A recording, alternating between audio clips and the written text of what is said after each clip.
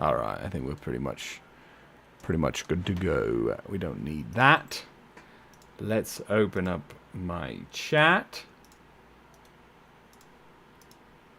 Open up my chat. Where's live? There it is. Mute myself. Okay, open chat.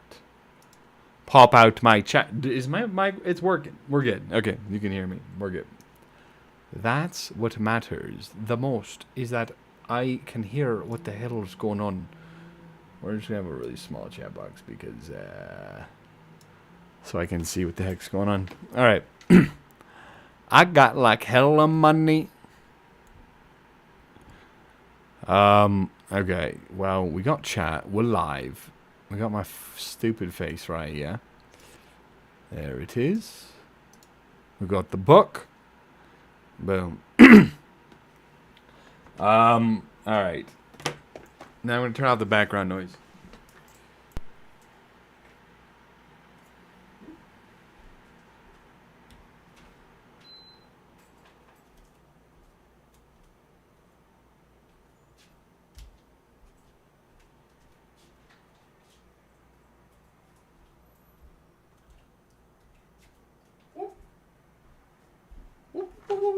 What? What? Let's close that. What? All right. Ooh, okay. Read aloud time. I hope you're all ready for a read aloud. Is anyone ready for a read aloud? I got a few minutes before I have to start, technically. I'm supposed to start at 6. We got 4 minutes to kill. 4 minutes to kill, so I'm not going to start yet. I'm not going to start for another 5 minutes. 4 minutes. Just because that's just how this works, you know? Because, I don't know, I got started too early, I guess. Shit.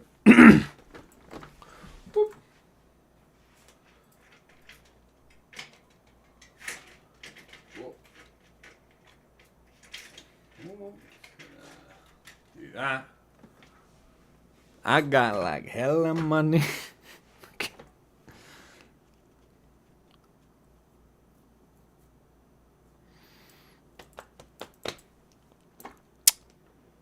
I mean, shit, I'm pretty much ready to go. I made a mistake. I don't know if anyone's here. I ate peanut butter earlier. And I realized that eating peanut butter messes with my voice. And it's really not a good idea for me to eat peanut butter because I don't sound as good. It's harder for me to control my voice, and there's like a little bit of shit that sticks back there. And so I fucked up and I ate peanut butter. So I'm so sorry to everyone who's expecting, who probably won't even notice. A perfect performance. We're going to have less than perfect. And I might only read one chapter because I've realized these chapters are very long and there are only 10 chapters in a single book. Only 10 chapters in a single book. So, you know, if I read 2 chapters every time, I'm going to be going through this fast. And my life will be a little easier if I don't do that. I still got to edit and upload the edited down versions of all of the chapters except for chapter 1. And that takes a long time, and I'm not even fully certain I'm going to do it, to be honest. Because I don't think anybody cares. So this is mostly practice, but I'm waiting until 6 to start, so I'm just talking. Because, like, when you're sitting on camera, being recorded, being watched by maybe somebody. There might be somebody watching me right now. What do you do except for talk? What do you want me to do? Sit here silently and just stare at the camera?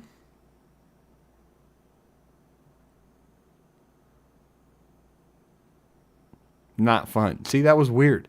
That was weird. Did you enjoy that? Probably not. Probably not. I had people here last time, which was cool, but, you know, that was a lucky break. I don't know if we're going to have anybody here this time. I posted like some stories, you know, just so people will know. So people will know and can join me if they want. Which, at this point, I'm just like fucking talking out loud. All right, it's 6. But now I hear a bunch of stuff out my window. Whatever. It's a read aloud. It's not going to be perfect. Unfortunately, I have to leave my window open. Otherwise, it's going to get too hot in here. And it's still going to get too hot. I'm going to get so sweaty. It's going to be miserable. Oh, okay. All right. All right. Oh, shit. It's showing on my Discord. How awkward is that? Whatever. I don't care. Okay. Well, it's 6 p.m. I hope everyone who wants to be here is here for this wonderful reading because I'm going to start. I feel like I'm overthinking it, but I'm like, well, what we got to make sure that people that show up here at 6 or a couple minutes after have time before I get started. All right, we'll practice the first line. So we got to start out with Mary. Mary has an accent. Mary, like Mary sounds like this, you know, like I'm Mary, but like, I feel like Pippin's like a little more excited, whereas Mary's a little more like tame, you know. But I mean, they're basically the same thing. Is anyone gonna notice if I do the same voice for Mary and Pippin? Probably not, right? Surely. Okay. Well, as soon as this car that's making noise outside my window leaves, I will start. Okay. All right, got to make sure I'm comfortable here because I'm going to be going for at least an hour because these chapters are long. If this chapter is short, we will do second one. Okay. All right. All right. Let's see. Let's get the mic in a better spot here. Okay. Maybe I'll move this a little more this way. Move them a little more this way. All right, everybody, here we go. Chapter 5. A Conspiracy Unmasked. Wonder what conspiracy? All right. Now, we'd better get home ourselves, said Mary. There's something funny about all this, I see, but it must wait till we get in. They turned down the ferry lane, which was straight and well kept, and edged with large whitewashed stones. In 100 yards or so, it brought them to the river bank, where there was a broad wooden landing stage. A large flat ferry boat was moored beside it. The white bollards near the water's edge glimmered in the light of 2 lamps on high posts. Behind them, the mists in the flat fields were now above the hedges, but the water before them was dark, and only a few curling wisps like steam among reeds by the bank. There seemed to be less fog on the further side. Mary led the pony over a gangway onto the ferry, and the others followed. Mary then pushed off slowly with a long pole. The brandy wine flowed slow and broad before them. On the other side of the bank, on the other side of the bank was steep, and up it a winding path climbed from the further landing. Lamps were twinkling there. Behind loomed up the Buck Hill, and out of it,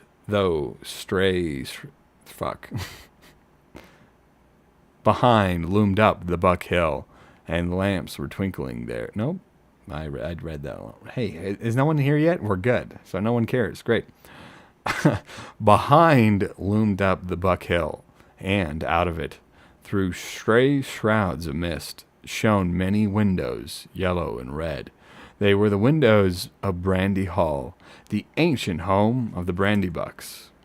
Long ago, Gorhendad Oldbuck, head of the Oldbuck family, one of the oldest in the Marish, or indeed the Shire, had crossed the river, which was the original boundary of the land eastwards. He built and excavated Brandy Hall, changed his name to Brandybuck, and settled down to become master of what was virtually a small independent country. His family grew and grew, and after his days continued to grow his family grew and grew, and after his days continued to grow until Brandy Hall occupied the whole of the low hill, and had 3 large front doors, many side doors, and about 100 windows. The Brandybucks and their numerous dependents then began to burrow, and later to build all round that. That was the origin of Buckland, a thickly inhabited strip between the river and the old forest, a sort of colony from the Shire. Its chief village was Bucklebury, clustering in the banks and slopes behind Brandy Hall. The people in the Marish were friendly with the Bucklanders, and the authority of the master of the hall, as the head of the Brandybuck family was called, was still acknowledged by the farmers between Stock and Rushy, but most of the folk of the old shire regarded the Bucklanders as peculiar, half foreigners, as it were, though, as a matter of fact, they were not very different from the other hobbits of the Four Farthings, except in one point. They were fond of boats, and some of them could swim. Their land was originally unprotected from the east, but on that side they had built a hedge. The high hay it had been planted many generations ago, and was now thick and tall, for it was constantly tended. It ran all the way from Brandywine Bridge, and a big loop curving away from the river to Haysend, where the Withy Windle flowed out of the forest into the Withy Windle. Wow, that's a mouthful. Where the Withy Windle flowed out of the forest into the Brandywine, well over 20 miles from end to end. But of course, it was not a complete protection. The forest drew close to the hedge in many places.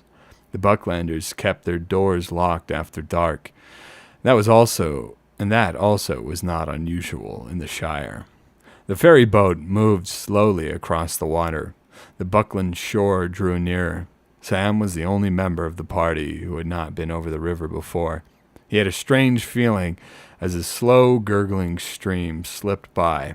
His old life lay behind in the mists. Dark adventure lay in front. He scratched his head, and for a moment had a passing wish that Mr.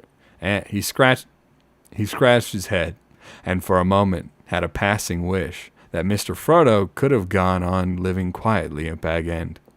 The 4 hobbits stepped off the ferry. Merry was tying it up, and Pippin was already leading the pony up the path, when Sam, who had been looking back, as if to take farewell of the Shire, said in a hoarse whisper, "Look back, Mr. Frodo. Do you see anything?" On the far stage, under the distant lamps, they could just make out a figure. It looked like a dark black bundle left behind, as if they looked it. But as they looked, it seemed to move and sway this way and that, as if searching the ground. When it then crawled or went crouching back into the gloom beyond the lamps. "What in the Shire is that?" exclaimed Merry. "Something is following us," said Frodo.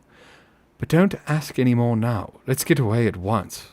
They hurried up the path to the top of the bank. But when they looked back, the far shore was shrouded in mist. Nothing could be seen. "Thank goodness you don't keep any boats on the west bank," said Frodo. "Can horses cross the river?" "They can go 10 miles north to Brandywine Bridge, or they might swim," answered Merry, "though I'd never heard of any horse swimming the Brandywine. But what have horses to do with it? I'll tell you later. Let's get indoors and then we can talk. All right, you and Pippin know your way, so I'll just ride on and tell Fatty Bulger you are coming. We'll see about supper and things. We had our supper early with Farmer Maggot," said Frodo, "but we could do with another." "You shall have it. "Give me that basket," said Mary, and rode ahead into the darkness. It was some distance from the Brandywine to Frodo's new house at Crickhollow. They passed Buck Hill and Brandy Hall on their left, and on the outskirts of Buckleberry struck on the main road of Buckland that ran south from the bridge. Half a mile north along this they came to a lane opening on their right. This they followed for a couple of miles as it climbed up and down into the country. At last they came to a narrow gate in a thick hedge. Nothing could be seen of the house in the dark. It stood back from the lane in the middle of a wide circle of lawn, surrounded by a belt of low trees inside the outer hedge. Frodo had chosen it because it stood in an out-of-the-way corner of the country, and there were no other dwellings close by. You could get in and out without being noticed. It had been built a long while before the Brandybucks, for the use of guests or members of the family that wished to escape from the crowded life of Brandy Hall for a time. It was an old-fashioned, countrified house, as much like a hobbit hole as possible. It was long and low, with no upper story, and it had a roof of turf, round windows, and a large round door. As they walked up the green path from the gate, no light was visible. And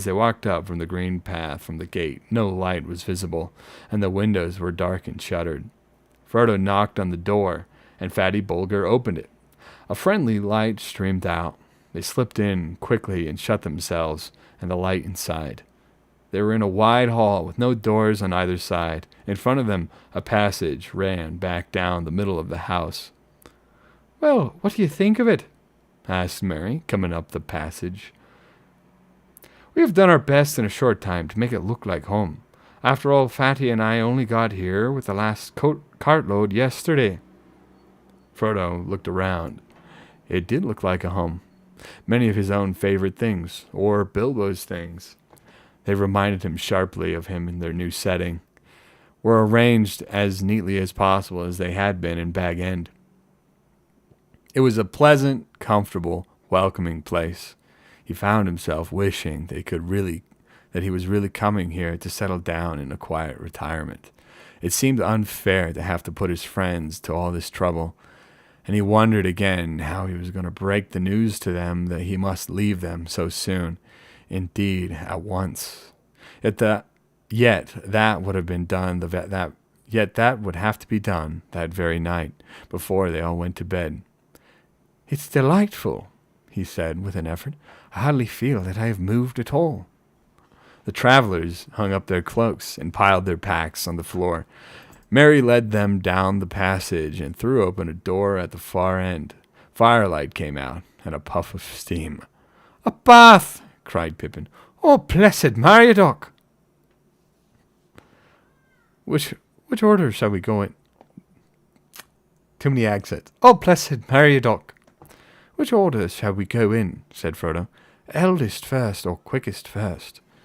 "You'll be the last either way, Mr. Peregrine." "Trust me to arrange things better than that," said Mary. We can't begin life at Crickhollow with a quarrel over baths. In that room there are 3 tubs, and a copper full of boiling water. There are also towels, mats, and soap. Get inside and be quick." Mary and Fatty went into the kitchen on the other side of the passage and busied themselves with the final preparations for a late supper. Snatches of competing songs came to the bathroom, mixed with the sound of splashing and wallowing. The voice of Pippin was suddenly lifted above the others in one of Bilbo's favorite bath songs. "Pippin's singing a song. Here we go. Are you all excited?" Are you all excited? Because I'm not, because I have to do this. And I always try to sing it, and I always do a bad job. "Sing hey for the bath at close of day, and that washes the weary mud away. A loon is he that will not sing. Oh, water hot is a noble thing." So good at singing, William. "Oh, sweet is the sound of falling rain, and the brook that leaps from hill to plain. But better than rain or rippling streams is water hot that smokes and steams. I'm trying. There's too many songs in this book. My mom warned me of this, and I'm still doing it. Oh, water cold we may pour at need, down a thirsty throat, be glad indeed.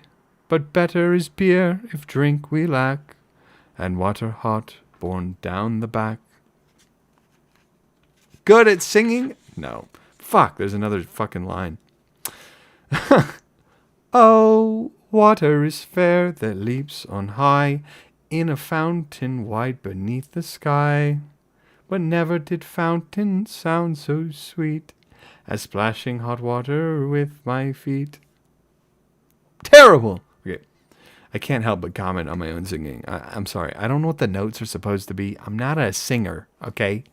You want me to sing a song that already exists? I might sound in tune. You want me to make up notes for a song in a book with no indication of what it's supposed to sound like? I have no... There was a terrific splash and a shout of "Whoa!" from Frodo. It appeared that a lot of Pippin's bath had imitated a fountain and leaped on high. Merry went to the door. "What about supper and beer in the throat?" he called. Frodo came out drying his hair. "There's so much water in the air." No, Frodo sounds like this. "There's so much water in the air that I'm coming into the kitchen to finish," he said. "Looks," said Merry, looking in. The stone floor was swimming. You ought to mop all that up before you get anything to eat, Peregrine," he said. "Hurry up, or we shan't wait for you." They had supper in the kitchen, on a table near the fire. "I suppose you three won't want mushrooms again," said Fredegar, without much hope. "Yes, we shall," cried Pippin. "They're mine." Oh, no. "They're mine," said Frodo, "given to me by Mrs. Maggot, a queen among farmers' wives. You take your greedy hands away, and I'll serve them. Hobbits have a passion for mushrooms, surpassing even the greediest likings of big people, a fact which partly explains young Frodo's long expeditions to the renowned fields of the Marish and the wrath of the injured maggot. On this occasion, airplane pause.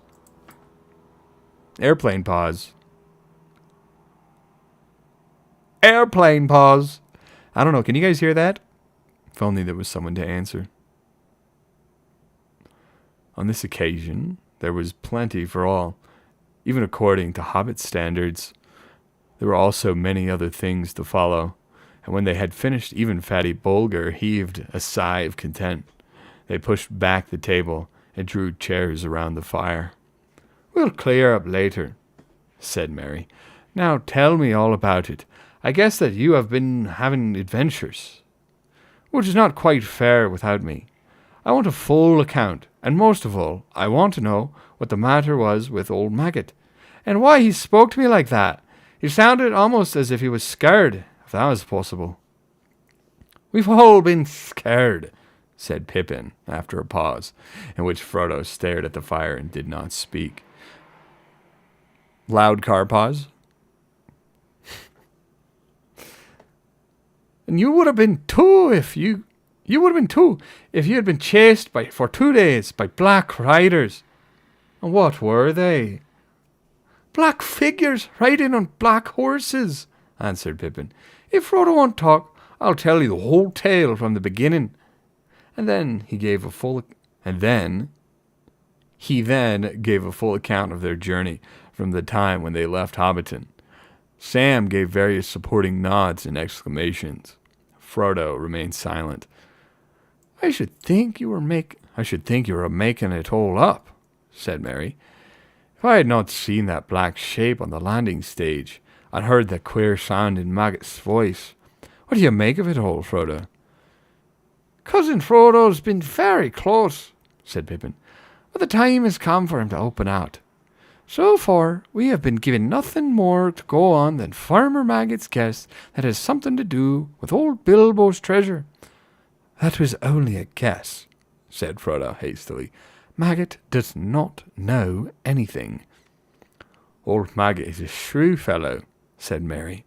"A lot goes on behind his round face that does not come out in his talk.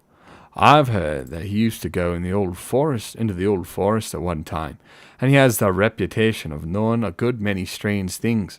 But you can at least tell us, Frodo, whether you think his guess is good or bad." "I think," answered Frodo slowly, "that it was a good guess, as far as it goes. There is a connection with Bilbo's old adventures, and the riders are looking, or perhaps one ought to say searching, for him or for me. I also fear, if you want to know, that it is no joke at all, and that I am not safe here or anywhere else." He looked round at the windows and walls, as if he was afraid they would suddenly give way. The others looked at him in silence, and exchanged meaning glances amongst themselves. "He's coming out in a minute," whispered Pippin to Merry. Merry nodded. "Well," said Frodo at last, sitting up and strengthening.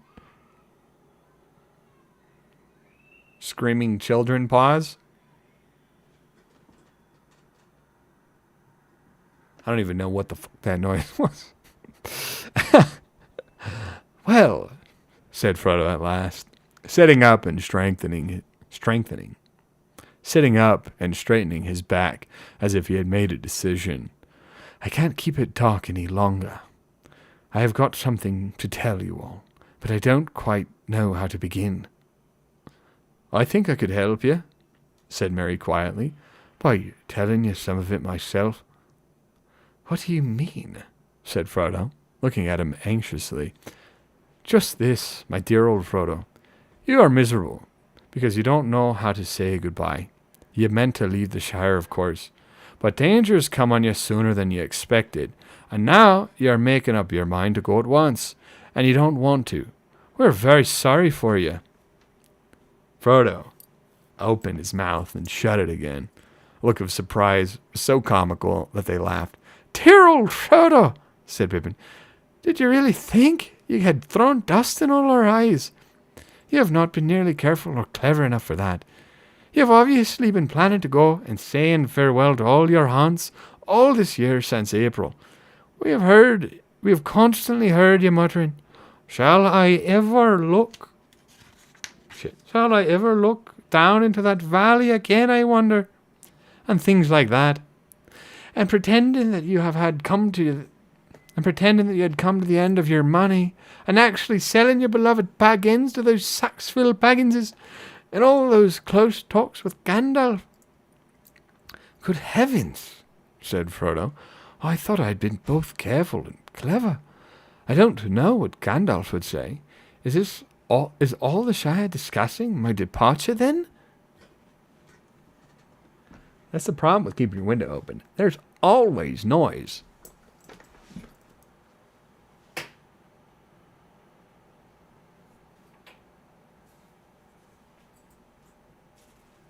There's always noise outside the window.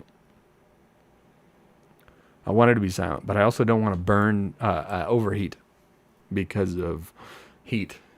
So I have to leave the window open. All right, where were we?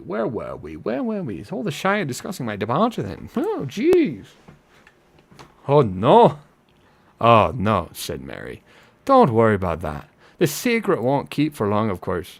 But at present it is, I think, only known to us conspirators. After all, you must remember that we know you well and are often with you. We can usually guess what you're thinking. I knew Bilbo too. To tell you the truth, I've been watching you rather closely ever since he left. I thought you would go after him sooner or later. Indeed, I expected you to go sooner. And lately we've been very anxious. We've been terrified that you might give us the ship and go off suddenly, all on your own like he did. Ever since this Ever since this spring, we have kept our eyes open and done a good deal of planning on our own account.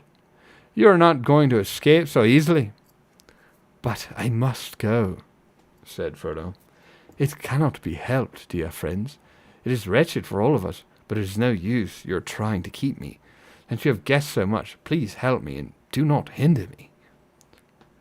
You do not understand, said Pippin. You must go, and therefore we must too. Merry and I are coming with you. Sam is an excellent fellow, and would jump down a dragon's throat to save you. He did not trip over his own feet. But you'll need more than one companion in your dangerous adventure. My dear and most beloved hobbits, said Frodo, deeply moved. But I could not allow it. I decided that long ago. You speak of danger, but you do not understand. This is no treasure hunt. There is no there and back journey. I am flying from deadly peril into deadly peril. Of course we understand, said Merry firmly. That is why we've decided to come. We know the ring is no laughing matter, but we're going to do our best to help you against the enemy. Everyone is parking and leaving at this moment.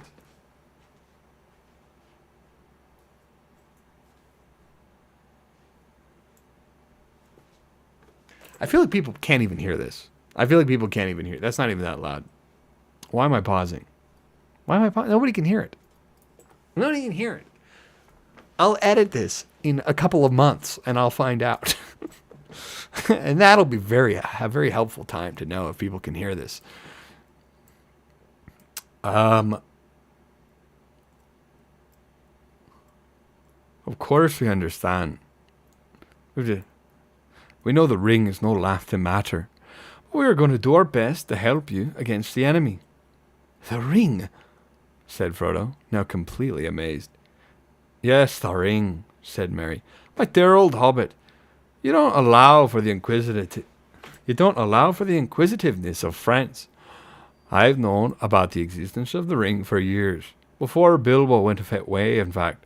But since he obviously regarded it as a secret, I kept the knowledge in my head until we formed our conspiracy. I do not know Bilbo, of course, as well as I know you, but I was too young, and he was more careful.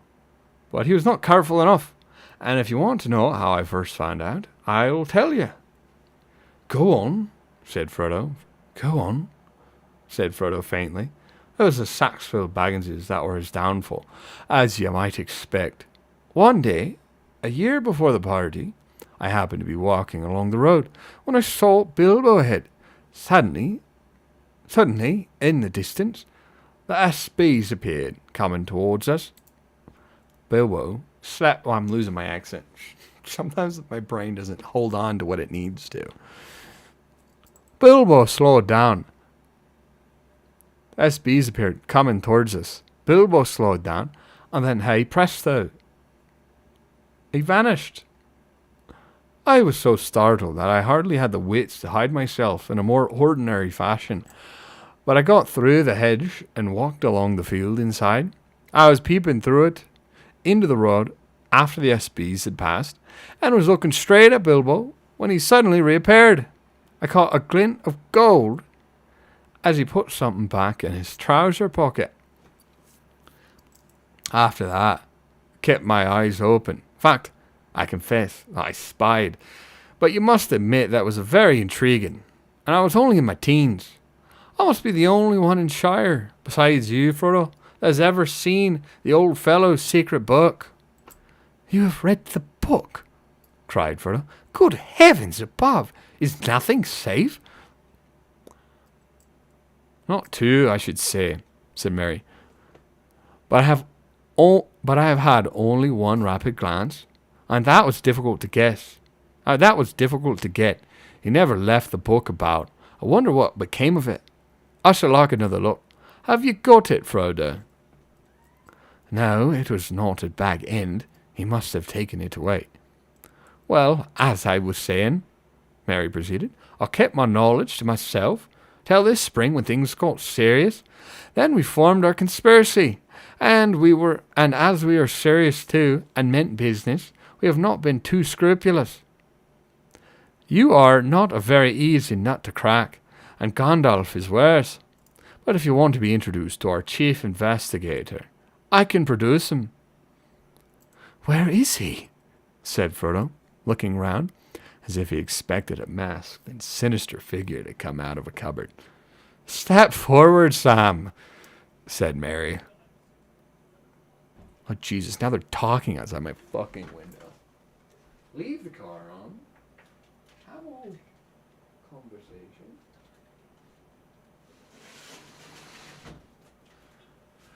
Oh, God, I'll suffer in the heat for a bit. It's okay. I'll suffer in the heat. No more interruptions. Too much activity outside. Let us continue. No more interruptions on our wonderful reading.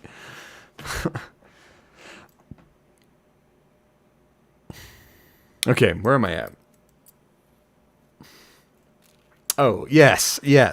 Where is he? Said Frodo, looking around as if he expected a massive figure to come out of the cupboard. Step forward, Sam, said Merry. And Sam stood up with a face scarlet up to the ears. Here's our collector of information. And he had collected a lot, I could tell you, before he was finally caught.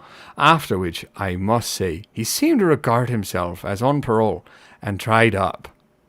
Sam, cried Frodo, feeling that amazement could go no further, and quite unable to decide if he felt angry, amused, relieved, or merely foolish. Yes, sir, said Sam.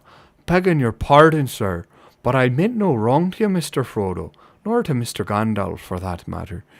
He has some sense, mind you. And when you said, go alone, he said, no, take someone as you can trust. But it does not seem that I can trust anyone, said Frodo. Sam looked at him unhappily. It all depends on what you want. It all depends on what you want, said Merry. You can trust us to stick to you through thick and thin to bitter end. And you can trust us to keep any secrets of yours closer than you keep it yourself. But you cannot trust us to let you face trouble alone and go off without a word. We are your friends, Frodo. Anyway, there it is. We know most of what Gandalf has told you. We know a good deal about the ring. We're horribly afraid, but we're coming with you. We're following you like hounds. After all, sir, added Sam, you did ought to take the elves' advice. Shit, now I can't do Sam. There's too many freaking hobbits in this book. Too many freaking hobbits. And after all, sir, added Sam, you did ought to take the elves' advice.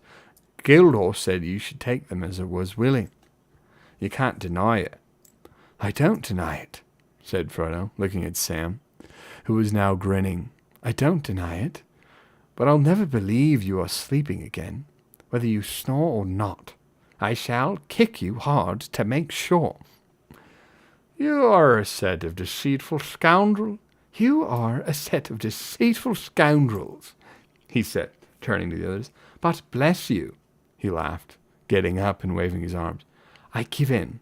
I will take Gildor's advice. Getting up and waving his arms. Getting up, he laughed. Oh, shit, I went backwards. I give in. I will take Gildor's advice. But if the danger were not so dark, I should dance for joy. Even so, I cannot help feeling happier than I have ever felt for a long time. I have dreaded this evening.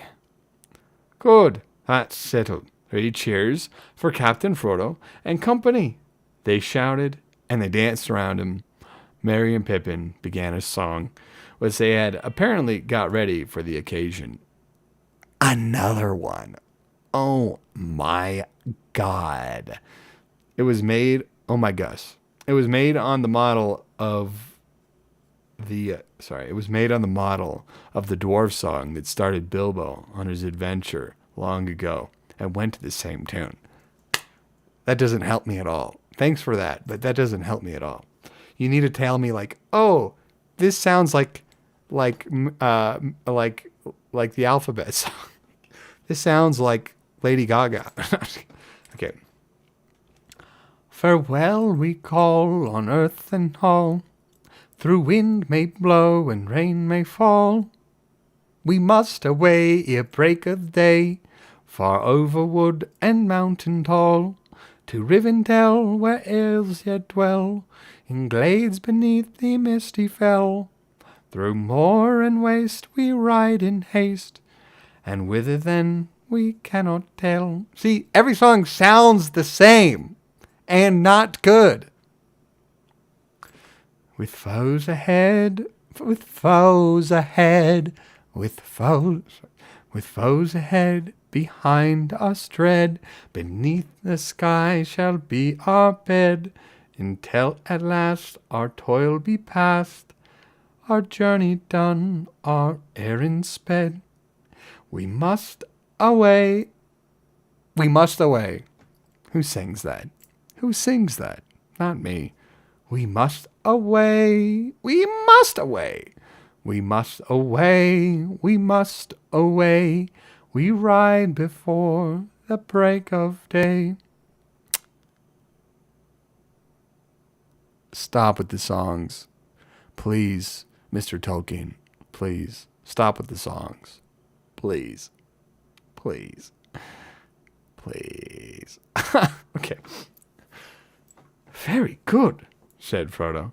But in the case that there are a lot of things to do before we go to bed, under a roof, for tonight, at any rate. Oh, that was poetry, said Pippin. Do you really mean to start before the break of day? I don't know, answered Frodo. I fear those black riders, and I am sure it is unsafe to stay in one place long, especially in a place to which it is known I was going. Also, Gildo advised me not to wait, but I should very much like to see Gandalf. And if I could see that even Gildo was disturbed when he heard that Gandalf had never appeared. It really depends on two things.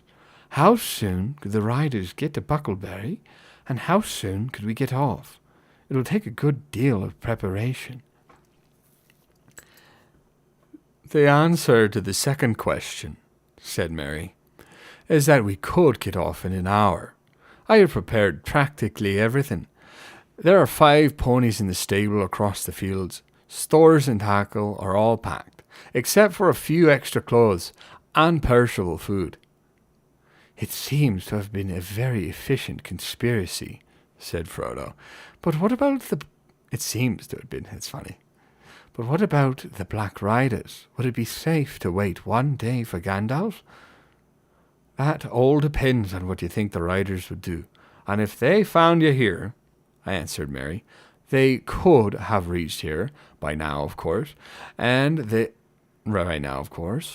they were not stopped at the north gate, where the hedge runs down to the river bank, just this side of the bridge. Fuck, I'm opening the window again.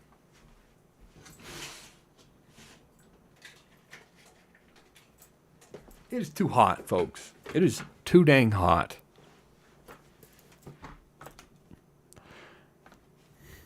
All right, where are we at? The gate guards do not let them through by night, though they might break through. Even in the daylight, they would try to keep them out. I think, at any rate, until they got a message through to let the master of the hall, for they not like to look. Even in the daylight, they would try to keep them out. I think, at any rate, until they got a message through to the master of the hall, for they would not like the look of the riders, and would certainly be frightened by them. But, of course, Buckland cannot resist a determined attack for long, and if it is possible that in the morning even a black rider that rode up and asked for Mr. Baggins would be let through. It is pretty generally known that you're coming back to live at Crick Hollow. Frodo sat for a while and thought. I have made up my mind, he said finally. I am starting tomorrow, as soon as it is light, but I'm not going by road. It would be safer to wait here than that. If I go through the north gate, my departure from Buckland will be known at once, instead of being secret for several days at least, as it might be. And what is more, the bridge and the and the east road near the borders will certainly be watched, whether any rider gets into Buckland or not. We don't know how many there are, but there are at least 2, and possibly more. The only thing to do is to go off in a quite unexpected direction. But you can only mean going into the old forest, said Vertiger, horrified. You can't be thinking of doing that. It's quite as dangerous as the Black Riders. Not quite, said Mary. I sounds very desperate, but I believe Frodo's right. It is the only way of getting off without being followed at once. With luck, we might get a considerable start.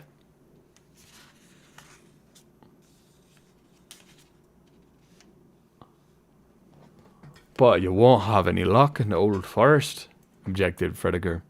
No one has ever had luck in there. You'll get lost. People don't go in there. Oh, yes, they do. No, that's Ginkard.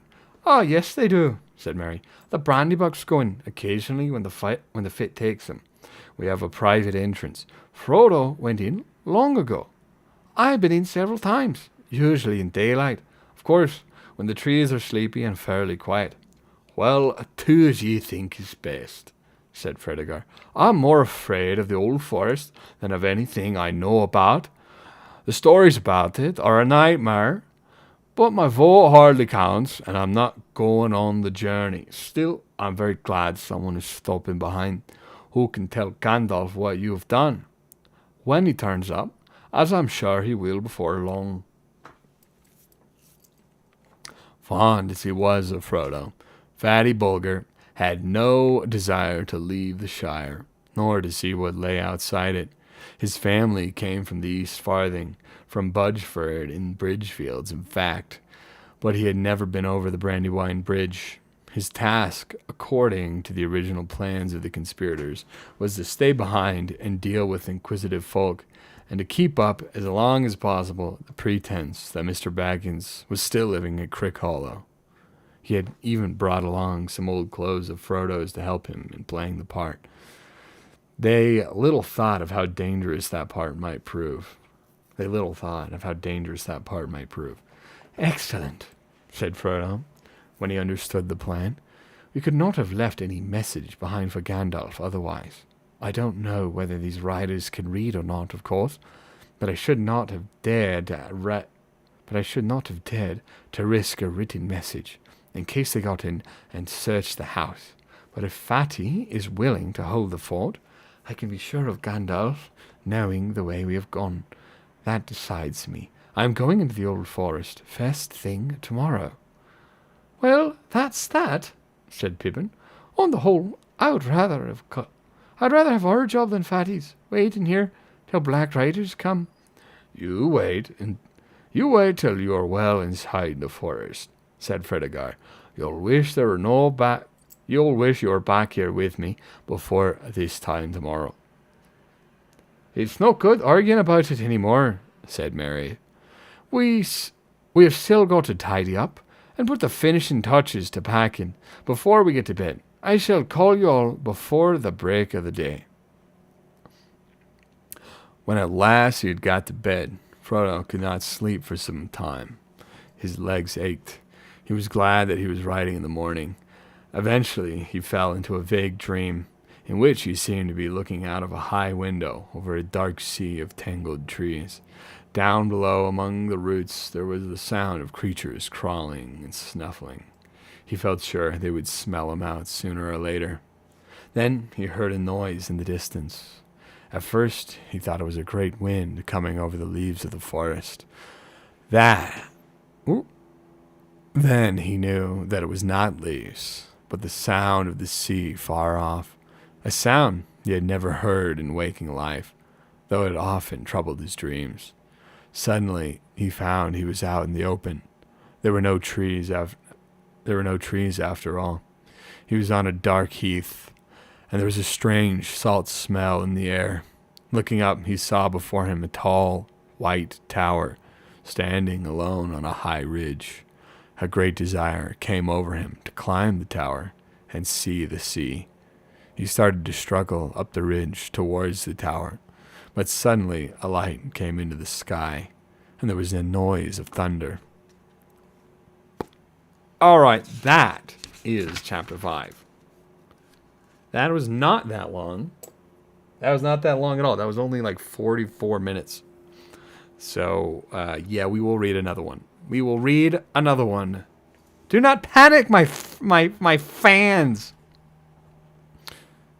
Do not panic, my fans. There will be more reading to be done. I hope you enjoy yourselves. Okay. All right. We're going to keep reading.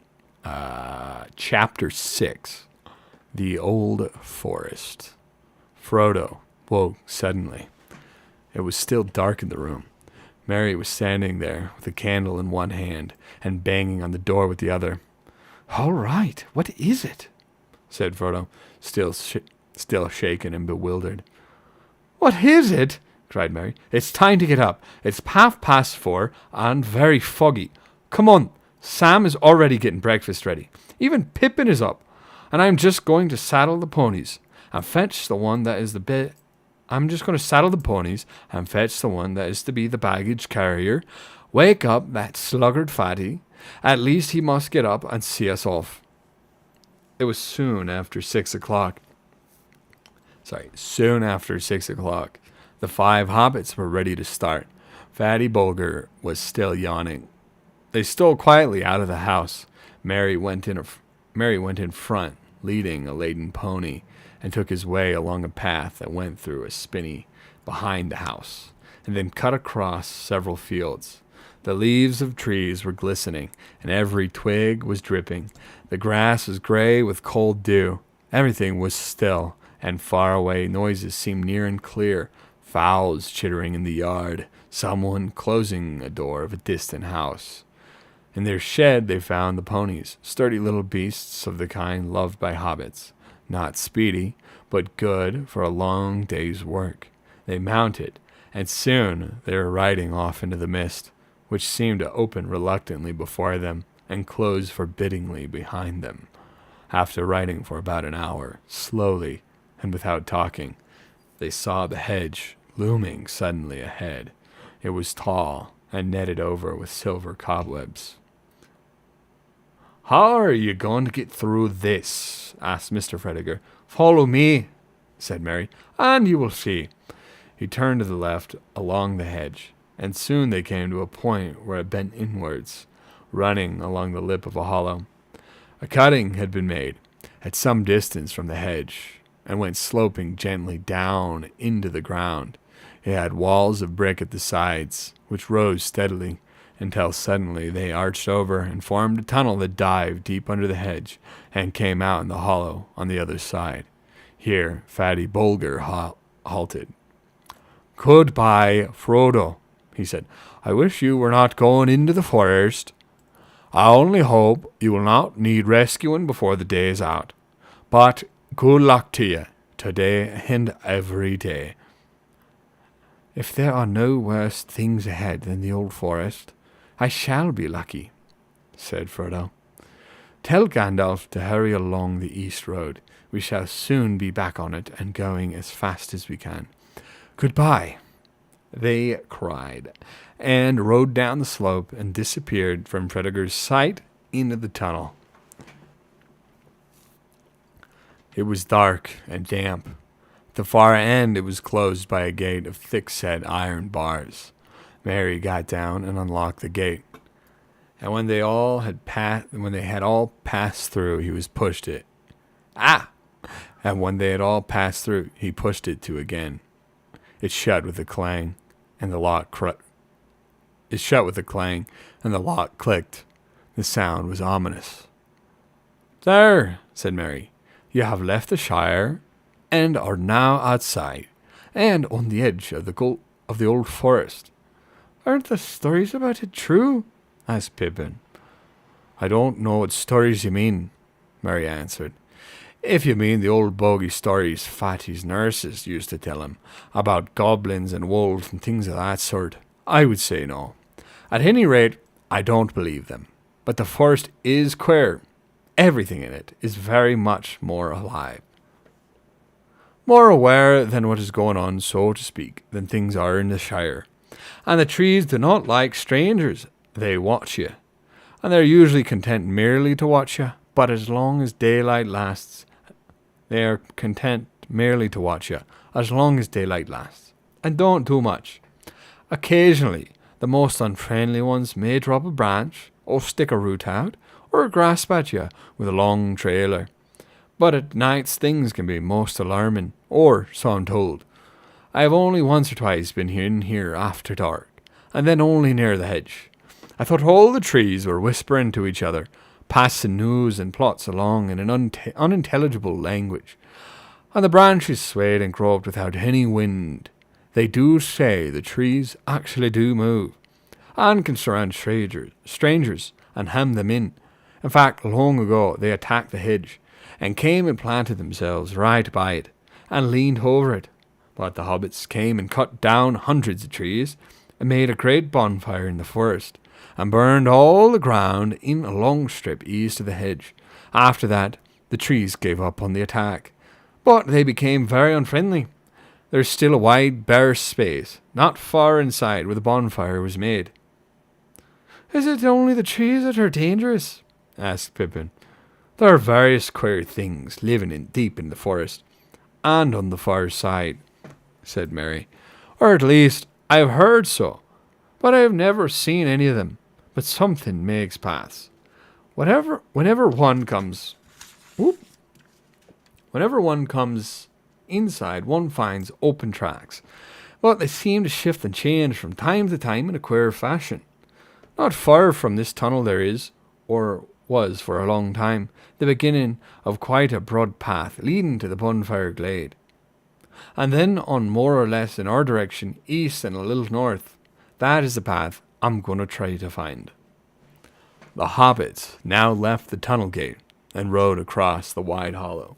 On the far side was a faint path leading up onto the floor of the forest. 100 yards or more beyond the hedge, but it vanished as soon as it brought them under the trees. Looking back, they could see the dark line of the hedge through the stems of trees that were already thick about them. Looking ahead, they could see only tree trunks of innumerable sizes and shapes, straight or bent, twisted, leaning, squat or slender, smooth or gnarled and branched. And all the stems were green or gray, with moss and slimy, shaggy growths. Merry, alone, seemed fairly cheerful. "You'd better lead on and find that path." Oh, that's not Merry. I thought that was going to be Merry. That's Frodo. "You'd better lead on and find that path," Frodo said to him. "Don't lose us. Don't let us lose one another, or forget which way the hedge lies." They picked away among the trees, and their ponies plodded along, carefully avoiding the many writhing and interlacing roots. There was no undergrowth. The ground was rising steadily, and as they went forward, it seemed that the trees became taller, darker, and thicker. There was no sound, except an occasional drip of moisture falling through the still leaves. For the moment, there was no whispering or movement among the branches, but they all got an uncomfortable feeling that they were being watched with disapproval, deepening to dislike and even enmity. The feeling steadily grew till they found themselves looking up quickly or glancing back over their shoulders as if they expected a sudden blow. There was not as yet any sign of a path, and the trees seemed constantly bar their way. Pippin suddenly felt that he could not bear it any longer, and without a warning let out a shout. "Oi, oi!" he cried. "I'm not going to do anything. Just let me pass through, will ya?" The others halted, startled, but the cry fell, if muffled by a heavy curtain. There was no echo or answer through the wood. The wood seemed to become more crowded and more watchful than ever. There was no echo or answer, though the wood seemed to become more crowded and more watchful than ever. "I should not shout if I were you," said Merry, but it does more harm than good. Frodo began to wonder if it were possible to find a way through, and if he had been right to make the others come into this abominable wood. Merry was looking from side to side, and seemed already uncertain which way to go. Pippin noticed it. "It is not taking you long to lose us," he said, but at that moment, Merry gave a whistle of relief and pointed ahead. "Well, well, well, well," he said, "the trees do shift. There is the bonfire glade in front of us, or so I hope. But the path to it seems to have moved away. But the path to it seems to have moved away." The light grew clear as they went forward. Suddenly, they came out of the trees and found themselves in a wide circular space. There was sky above them, blue and clear to their surprise. For down under the forest roof they had not been able to see the rising morning and the lifting of the mist. The sun was not, however, high enough yet to shine down into the clearing. Though its light was on the treetops, the leaves were all thicker and greener about the edges of the glade, enclosing it with an almost solid wall. No tree grew there, only rough grass and many tall plants, stocky and faded hemlocks, and wood parsley, fireweeds seeding into fluffy ashes, and rampant nettles and thistles. A dreary place, but it seemed a charming and cheerful garden after the closed forest. Oh no, they're singing. I just looked ahead. They're singing coming. The hobbits felt encouraged and looked up, hopefully, at the broadening daylight in the sky. At the far side of the glade, there was a break in the wall of trees and a clear path beyond it. They could see it running on into the wood, wide in places and open above, though every now and again the trees drew in and overshadowed it with their dark boughs.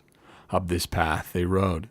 They were still climbing gently, but they now went much quicker and with better heart, for it seemed to them that the forest had relented and was going to let them pass unhindered after all. But after a while, the air began to get hot and stuffy. The trees drew close again on either side, and they could no longer see far ahead. Now, stronger than ever, they felt again the ill will of the wood pressing on them.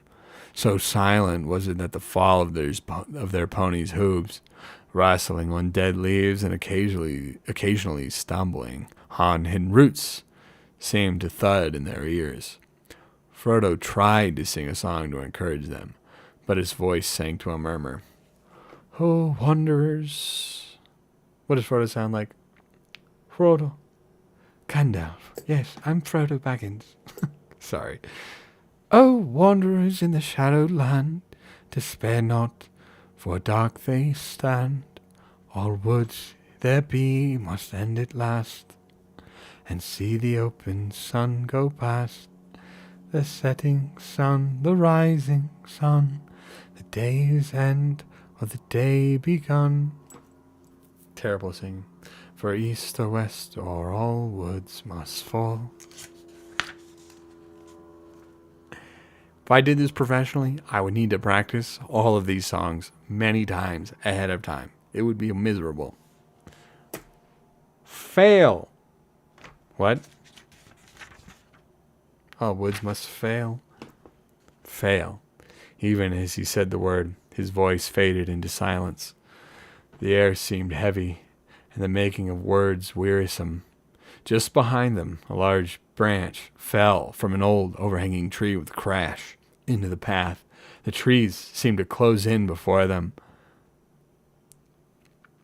"They do not like all that about ending and failing," said Merry. I should not sing any more at the present. Wait till we get to the edge, and then we'll turn and give them a rousing chorus. No more singing, at least for now." He spoke cheerfully, and if he felt any great anxiety, he did not show it. The others did not answer. They were depressed. A heavy weight was settling steadily on Frodo's heart. and he regretted now, with every step forward, that he ever thought of challenging the menace of the trees. He was indeed just about to stop and propose going back, if that was still possible, when things took a new turn. The path stopped climbing, and became, for a while, nearly level. The dark trees drew aside, and ahead they could see the path going almost straight forward. Before them, but some distance off, there stood a green hilltop, treeless, rising like a bald head out of the encircling wood. The path seemed to be making directly for it. They now hurried forward again, delighted with the thought of climbing out for a while above the forest.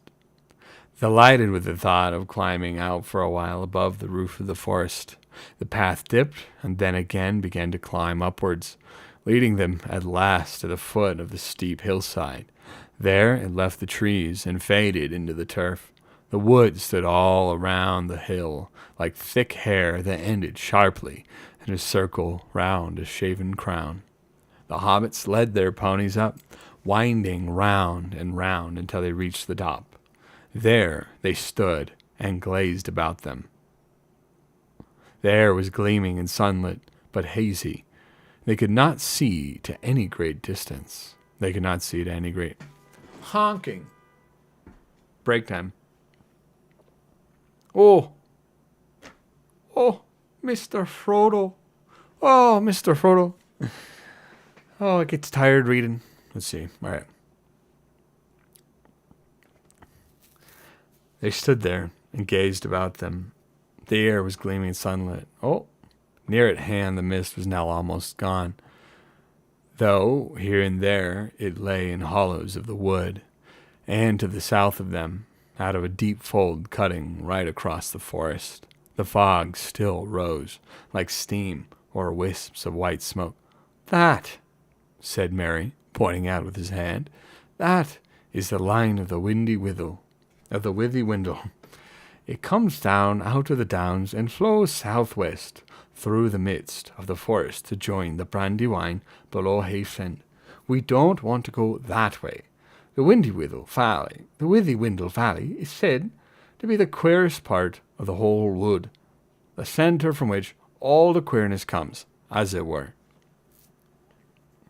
The others looked in the direction that Merry pointed out, but they could see little but mist over the damp and deep-cut valley, and beyond it the southern half of the forest faded from view.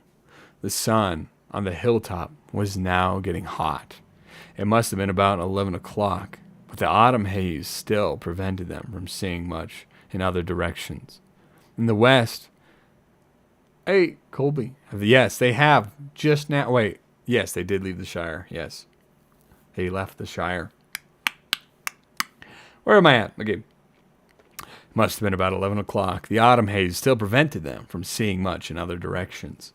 In the west, they could not make out either the line of the hedge or the valley of the Brandywine beyond it.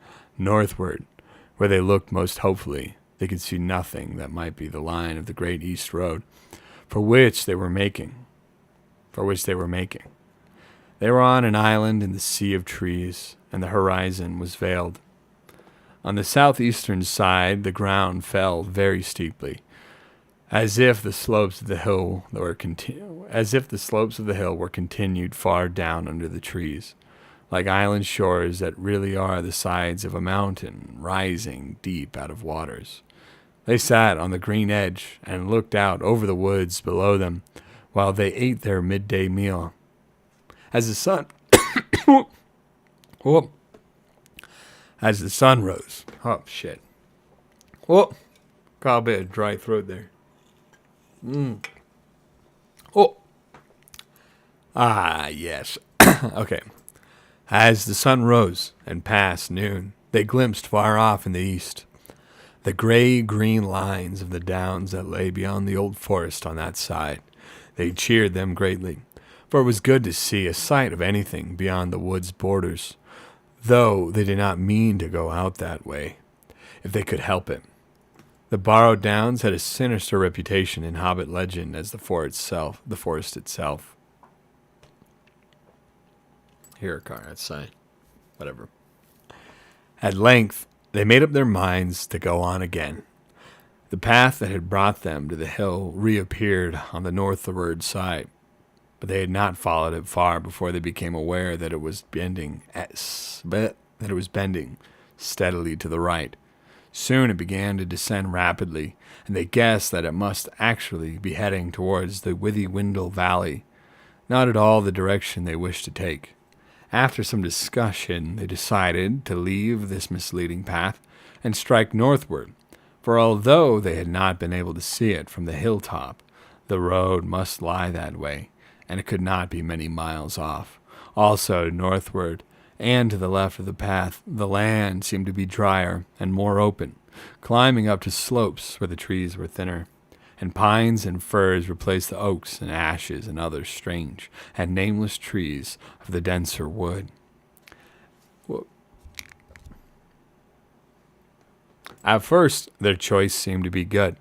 They got along at a fair speed, though whenever they got a glimpse of the sun in an open glade, they seemed unaccountably to have veered eastwards. But after a time, the trees began to close in again, just where they had appeared from a distance to be thinner and less tangled. Then deep folds in the ground were discovered unexpectedly, like the ruts of great giant wheels, or wide moats and sunken roads, long disused and choked with brambles. These lay usually right across their line of march, and would only be crossed by scrambling down and out again, which was troublesome and difficult with their ponies. Each time they climbed down, they found the hollow filled with thick bushes and matted undergrowth, which somehow would not yield to the left, but only gave way when they turned to the right. They had to go some distance along the bottom before they could find a way up the further bank. Each time they clambered out, the trees seemed deeper and darker, and always to the left and upwards. It was most difficult to find a way, and they were forced to the right and downwards. After an hour or two, they had lost all clear sense of direction, that they knew well enough they had long ceased to go northward at all. They were being headed off, and were simply following a course chosen for them, eastward and southwards, into the heart of the forest, and not out of it. The afternoon was wearing away, when they scrambled and stumbled into a fold that was wider and deeper than any that they had yet met. It was so steep and overhung that it proved impossible to climb out of again, either forwards or backwards, without leaving their ponies and their baggage behind. Sorry, let's read that one again. Without leaving their ponies and their baggage behind. All they could do was follow the fold downwards. The ground grew soft, and in places boggy. Springs appeared in the banks, and soon they found themselves following a brook that trickled and babbled through a weedy bed. Then the ground began to fall rapidly, and the brook, growing strong and noisy, flowed and leaped swiftly downhill. They were in a deep, dim-lit gully, overarched by the trees high above them. After stumbling along for some way along the stream, they came quite suddenly out of the gloom. As if through a gate they saw the sunlight before them. Coming to the opening, they found that they had made their way down through a cleft in the high, steep bank, almost a cliff, as if its feet was a wide space of grass and reeds, and in the distance could be glimpsed another bank almost as steep. A golden afternoon of late sunshine lay warm and drowsy upon the hidden land between. In the midst of it there wound lazily a dark river of brown water, bordered with ancient willows, arched over with willows, blocked with fallen willows, and flecked with thousands of faded willow leaves.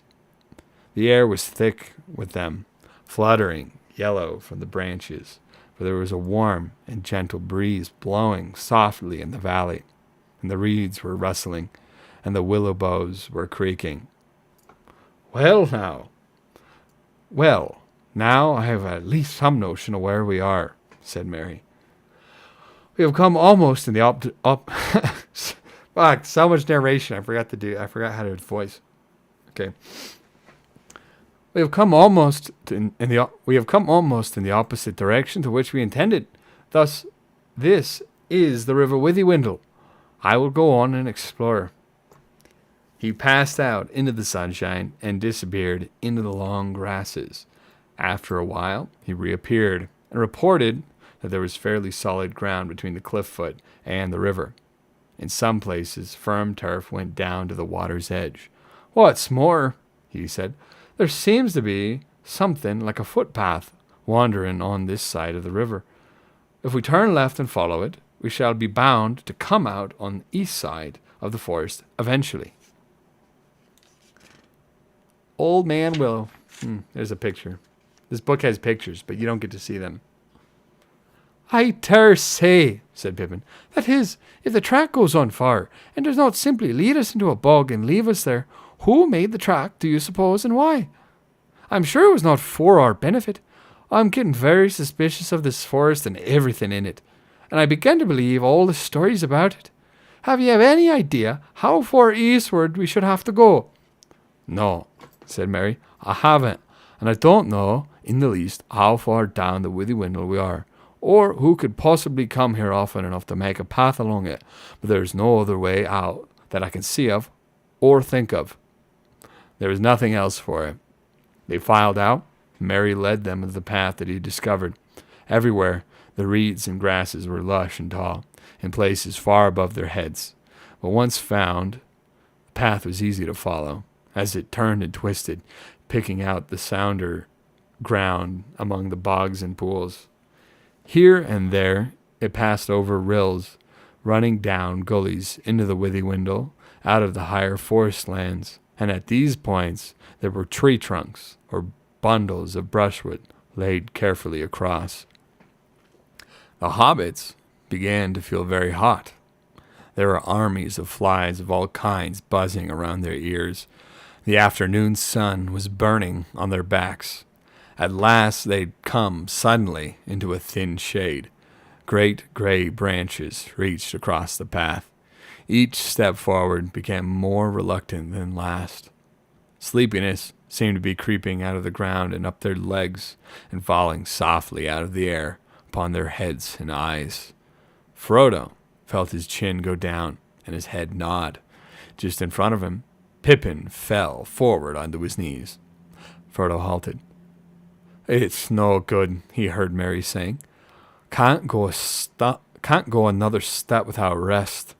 Must have a nap. It's cool under the willows. Less flies." Frodo did not like the sound of this. "Come on," he cried. "We can't have a nap yet. We must get clear of the forest first." But the others were too far gone to care. But beside them, Sam stood yawning and blinking stupidly. It's like a magical forest. Oh, there's people here. That is a fat book. Yes, it's fucking huge. This is all 3 books in one package. I bet the pictures are real fantastical, picturesque. Yes. Yes, very. They were all drawn by old Tolkien himself, apparently. So, they're good, I guess. Here, wait. I can't give you an example. My setup is too precarious. I don't want to mess it up. Sorry. Sorry about that, Brub Darish. Sorry about that. All right, where were we? Shit. Frodo did not like the sound. We have to move on. Oh no, we can't sleep beside them. Sam was yawning and blinking stupidly. Okay.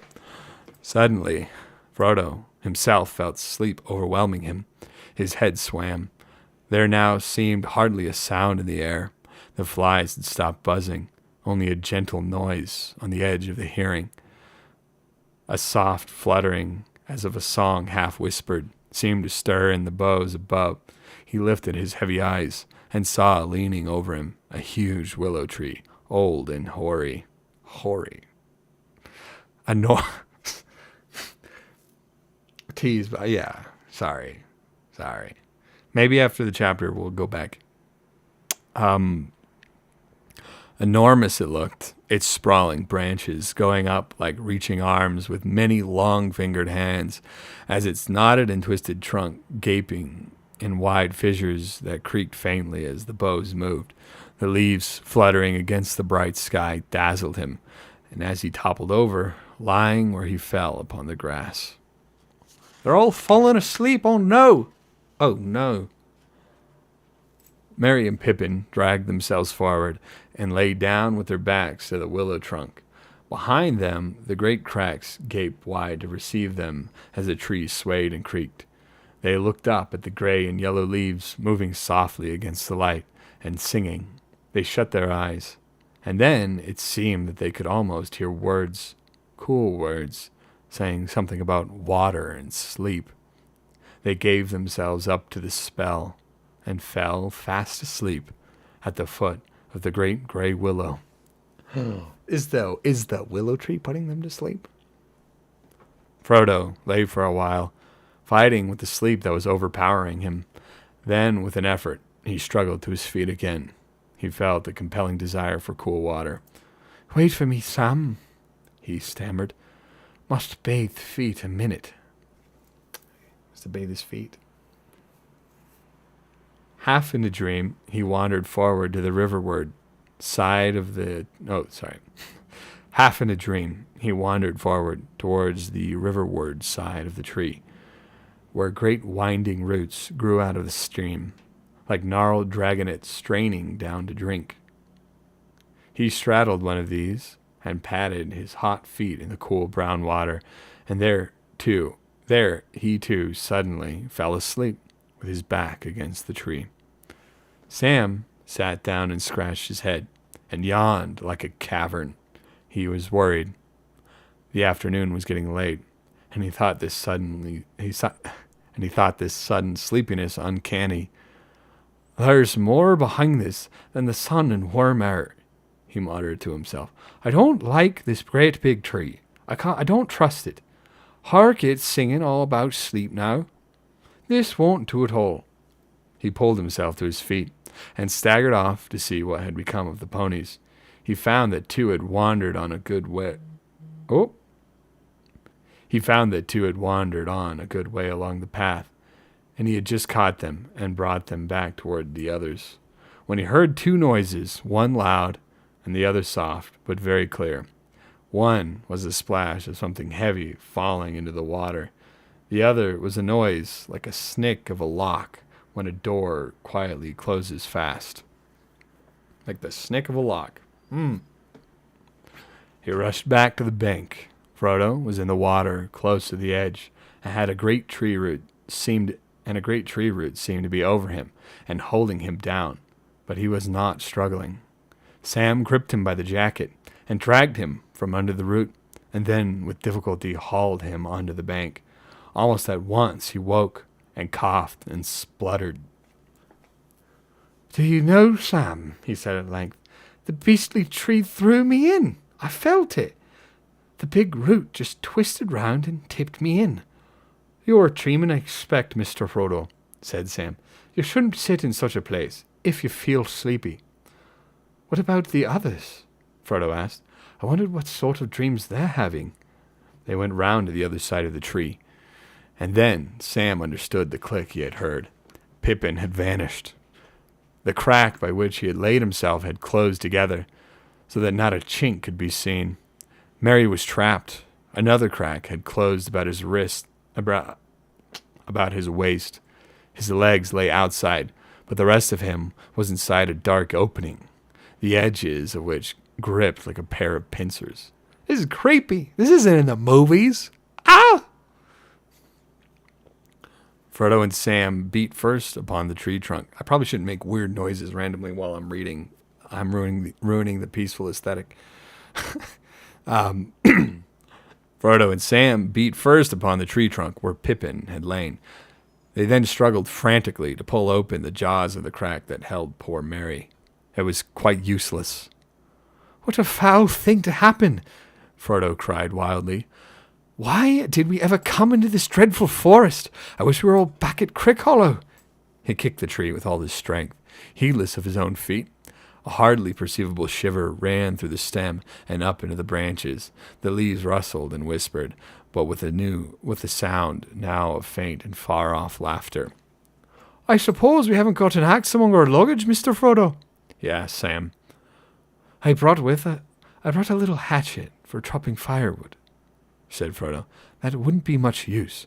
"Wait a minute," cried Sam, struck by an idea suggested by firewood. "We might do something with the fire." "We might," said Frodo doubtfully. "We might succeed in roasting Pippin alive inside." "We might try to hurt or frighten the tree to begin with," said Sam fiercely. "If we don't let them go, I'll have it down if I have to gnaw it. If it don't let them go, I read that wrong. Let's do that again. If I don't let them go, I'll have it down if I have to gnaw it." He ran to the ponies, and before long came back with 2 tinder boxes and a hatchet. Quickly they gathered dry grass and leaves and bits of bark, and made a pile of broken twigs and chopped sticks. These they heaped against the trunk on the far side of the tree from the prisoners. As soon as Sam had struck a spark into the tinder, it kindled the dry grass, and a flurry of flame and smoke went up. The twigs crackled. Little fingers of fire licked against the dry, scored rind of the ancient tree and scorched it. A tremor ran through the whole willow. The leaves seemed to hiss above their heads with a sound of pain and anger. A loud scream came from Merry, from far inside the tree. And from far inside the tree they heard Pippin give a muffled yell. "Pull it out! Pull it out!" cried Merry. "It'll squeeze me in two if you don't. He said so." "What? Who?" shouted Frodo. "What? Who?" shouted Frodo, rushing round the other side of the tree. "Put it out! Put it out!" begged Merry. The branches of the willow began to sway violently. There was a sound as of a wind rising and spreading outwards to the branches of all the other trees round about, as though they had dropped a stone into the quiet slumber of the river valley and set up ripples of anger that ran over the whole forest. Sam kicked at the little fire and stamped out the sparks. But Frodo, without any clear idea of why he did so, or what he hoped for, ran along the path, crying, "Help! Help! Help!" It seemed to him they could hardly hear the sound of his own shrill voice. It was blown away from him by the willow wind and drowned in the clamor of leaves. As soon as the words left his mouth, he felt desperate, lost, and witless. Suddenly he stopped. There was an answer, or so he thought, but it seemed to come from behind him, away down the path further back in the forest. He turned round and listened, and soon there could be no doubt someone was singing a song. A deep, glad voice was singing carelessly and happily, but it was singing nonsense. "Hey, dole, merry dole, ring-a-ding-dillo, ring-a-dong, hop along, fall all the willow, Tom Bom, jolly Tom, Tom Bombadillo." Tom Bombadillo. What the fuck? Sorry. Half hopeful and half afraid of some new danger, Frodo and Sam now both stood still. Suddenly, out of a long string of nonsense words, or so they seemed, the voice rose up loud and clear and burst into this song. "Hey, come merry dole, derry dole, my darling. Live goes the weather wind and the feathered starling, down under hill, shining in the sunlight, waiting on the doorstep for the cold starlight. There my pretty lady is, river woman's daughter, slender as the willow wand, clearer than the water. Old Tom Bombadil, water lilies bringing, come hopping home again, can ya hear him singing? Hey, come merry dole, derry dole and merry-o, goldberry, merry yellow berry-o, poor old willowed man, and you tuck your roots away. Tom's in a hurry now, everything will follow day. Tom's coming home again, water lilies bringing. Hey, come derry doll, can ya hear me singing? So Tom Bombadil is going to sound like a fucking weirdo because of my improvisational song. Here we go. I'm assuming that's who's singing this, right? Frodo and Sam stood as if enchanted. The wind puffed out. The leaves hung silently again on stiff branches. There was another burst of song, and then suddenly, hopping and dancing along the path, there appeared above the reeds an old battered hat with a tall crown and a long blue feather stuck in the band. With another hop and a bound, there came into view a man, or so it seemed.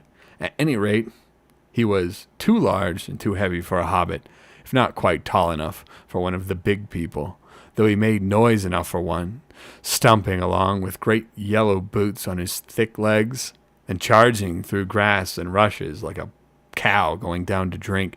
He had a blue coat and a long brown beard. His eyes were blue and bright. His face was red, and it was red as a ripe apple, but creased into 100 wrinkles of laughter. In his hands he carried on a large leaf, as on a tray, a small pile of white water lilies. "Help!" cried Frodo and Sam, running towards him with their hands stretched out. Ho there! Steady there!" cried the old man, holding up one hand as they stopped short, as if they had been struck stiff. "Now, my little fellows, where be you a-going, puffing like a billows?" "What's the matter here, then? Do you know who I am? I'm Tom Bombadil. Tell me, what's your trouble? Tom's in a hurry now. Don't you crush my lilies." "My friends are caught in the willow tree," cried Frodo breathlessly. "Master Mary's being squeezed to a crack," cried Sam. "What?" shouted Tom Bombadil, leaping up in the air. "Old Man Willow? Nothing worse than that, eh? That can soon be mended. I know the tune for him. Old Grey Willow Man, I'll freeze his marrow cold if he don't behave himself. I'll sing his roots off. I'll sing a wind up and blow leaf and branch away. Old Man Willow." Setting down his lilies carefully on the grass, he ran to the tree. There he saw Mary's feet sticking out. The rest had already been drawn further inside. Tom put his mouth through the crack and began singing in a low voice. They could not catch the words, thank God. I began singing into it a low voice. Oh, sorry, I already read that. But evidently Mary was aroused. His legs began to kick. Tom sprang away and, breaking off a hanging branch, smote with the side of the tree. Tom sprang away and, breaking off a hanging branch, smote the side of the tree of the willow with it. "You let them out again, Old Man Willow," he said. "What be you a-thinking of? You should not be waking. Eat earth, dig deep, drink water, go to sleep. Bombadil is talking." He then seized Mary's feet and drew him out of the suddenly widening crack. There was a tearing creak, and the other crack split open, and out of it Pippin sprang, as if he had been kicked. Then, with a loud snap, both cracks closed fast again. A sudden shudder ran through the tree from root to tip, and complete silence fell. "Thank you," the hobbits said, one after another. "Thank you, thank you, thank you." Tom Bombadil burst out laughing. "Why, my little fellows," he said, stooping so that he peered into their faces, "you shall come home with me. The table's all laden with yellow cream, honeycomb, and white bread and butter. Goldberry is waiting. Time enough for questions around the supper table. Follow after me as quick as you are able." This guy's great. I like him. Tom Bombadil, he's awesome. He's not in the movies. I think I watched a TikTok about this guy. Tom Bombadil. Somebody's like talking about it. All right. With that, he picked up his lilies, and then with a beckoning wave of his hand went hopping and dancing along the path eastward, still singing loudly and nonsensically. Too surprised and too relieved to talk, the hobbits followed after him as fast as they could. But that was not fast enough. Tom soon disappeared in front of them, and the noise of his singing got fainter and further away. Suddenly, his voice came floating back to them in a loud "Hallo! Hop along, my little friends, up the withy windle. Tom's going ahead for candles for to kindle. Down west sinks the sun. Soon you will be groping. When the night shadows fall, then the door will open. Out of the window panes light will twinkle yellow. Fear no alder black, heed no hoary willow. Fear neither root nor bough, Tom goes on before you. Hey now, merry doll, we'll be waiting for you. After that, the hobbits heard no more. Almost at once, the sun seemed to sink into the trees behind them. They thought of the slanting light of evening glittering on the Brandywine River, and the windows of Bucklebury beginning to gleam with hundreds of lights. Great shadows fell across them. Trunks and branches of trees hung dark and threatening over the path. White mists began to rise and curl on the surface of the river and stray about the roots of the trees upon its borders. Out of the very ground at their feet, a shadowy steam arose and mingled with the swiftly falling dusk. It became difficult to follow the path, and they were very tired. Their legs seemed laden. Strange, furtive noises ran among the bushes and reeds on either side of them. And if they looked up to the pale sky, they caught sight of queer, gnarled and knobby faces that gloomed dark against the twilight and leered down at them from the high bank and the edges of the wood. They began to feel that all this country was unreal, and that they were stumbling through an ominous stream that led to no awakening. Just as they felt their feet slowing to a standstill, they noticed that the ground was gently rising. The water began to murmur. In the darkness, they caught the white glimmer of foam, where the river flowed over a short fall. Then suddenly the trees came to an end, and the mists were left behind. They stepped out from the forest and found a wide sweep of grass welling up before them. The river, now small and swift, was leaping merrily down to meet them, glinting here and there in the light of the stars, which were already shining in the sky. The grass under the feet was smooth and short, as if it had been mown or shaven. The eaves of the forest were clipped and trim as a hedge. The path was now plain before them, well tended and bordered with stone. It wound up onto the top of a grassy knoll, now gray under the pale starry night. And there, still high above them, on a further slope, they saw the twinkling lights of a house. Down again the path went, and then up again, up a long, smooth hillside of turf towards the light. Suddenly, a wide yellow beam flowed out brightly from a door that was opened. There was Tom Bombadil's house before them, up, down, under hill. Behind it is a steep shoulder of the land. Behind it, Behind it, a steep shoulder of the land lay gray and bare, and beyond that the dark shapes of the Burrow Downs stalked away into the eastern night. They all hurried forward, hobbits and ponies. Already half their weariness and all their fears had fallen from them. "Hey, come, merry doll!" rolled out of the song to greet them. "Hey, come, merry doll, hop along, my hearties. Hobbits, ponies all, we are fond of parties. Now let the fun begin, and let us sing together." Then another clear voice, as young and as ancient as spring, like the song of a glad water flowing down in the night from a bright morning in the hills, came falling like silver to meet them. Oh God, this one's supposed to be way nicer. It's easy for me to do the goofy voice. The not goofy voice. Okay. "Now let the song begin. Let us sing together. Of sun, stars, moon and mist, rain and cloudy weather. Light on the budding leaf, dew on the feather. Wind upon the open hill, bells on the heather. Reeds by the shady pool, lilies on the water. Old Tom Bombadil and the river daughter." And with that song, the hobbits stood upon the threshold, and a golden light was all about them. And that's the end of the chapter. That's it. That is the end of the chapter. And I'm done. I'm done. That's it. Next chapter, chapter 7, in the house of Tom Bombadil. Tom Bombadil? What? Wow. What a unique character. If you just watch the movies, none of this would be in it. Like, there have been like 3 or 4 chapters of stuff that just straight up didn't happen in the movies. It's great. It's great. It's entertaining. It's so entertaining. All right. But yes, that is it. That is it. I don't know if anyone's here still, but thank you for watching. I don't know, Brub Darish.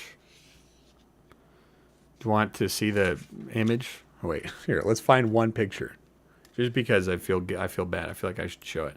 I'm sure you could Google it. I'm sure it would show up on Google. But we're gonna look anyways. Because why not? Where was it? Where was it? Here we go. The old man Willow, the thing that almost ate the poor hobbitses. Whoa, shit. Okay. Whoop, we got my spot. Oh, old man Willow. Here we go. That's it. That's what was eating our poor little hobbitses.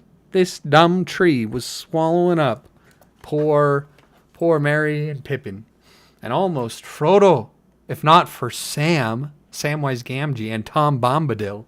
Wow, what an incredible tale. I don't know if you're actually there still, but if you are, that's for you, Rob Darish. Okay, that is 2 chapters done. An hour and 40 minutes of quality content from yours truly. Yeah, we're gonna go ahead and pack up here, folks.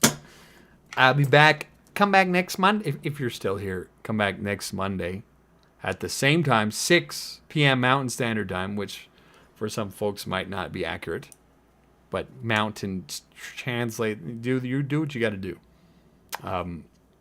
Okay, yeah, I'm gonna end it.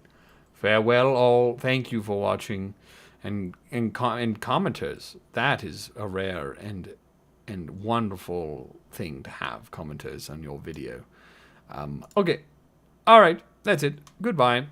I'm gonna stall on the goodbye because sometimes there's a weird delay thing that screws everything up. So I'm gonna talk for a second and then end it. And if you're hearing this, then I'm wrong.